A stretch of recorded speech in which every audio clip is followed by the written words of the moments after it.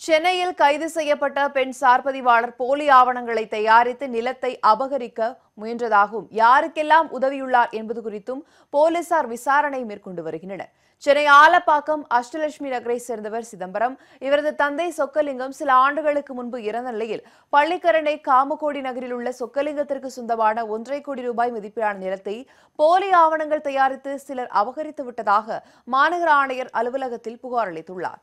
இதன் அடிப்படையில் விசாரணை நடத்திய மத்திய குற்றப்பிரிவு போலீசார் நிலத்தை அபகரித்ததாக ஜீவன் பவுண்டேஷன் என்ற நிறுவனத்தின் உரிமையாளர் பெரியசாமி உள்ளிட்ட 3 பேரை கைது செய்தனர். அவர்களிடம் மேற்கொண்ட விசாரணையில் போலி ஆவணங்கள் தயாரிக்க அப்போது சைதாப்பேட்டையில் சார்பதிவாளராக இருந்த சிவப்பிரியா 20 லட்சம் ரூபாய் லஞ்சம் பெற்றதாக கொண்டு போலி ஆவணங்கள் தயாரித்தது தெரிந்தும் பத்திரப்பதிவு செய்ததும் தெரியவந்தது. இதையடுத்து சிவப்பிரியாவை கைது செய்து விசாரணை மேற்கொண்டு வருகின்றனர். சார்பதிவாளர் சிவப்பிரியா தற்போது ராயப்பேட்டை சார்பதிவாளராக பணியாற்றி வரும் நிலையில் ஏற்கனவே பல கோடி ரூபாய் மதிப்பிலான நிலத்தை அபகரிக்க உதவியதாக அவர் மீது வழக்கு நிலுவையில் இருப்பது குறிப்பிடத்தக்கது.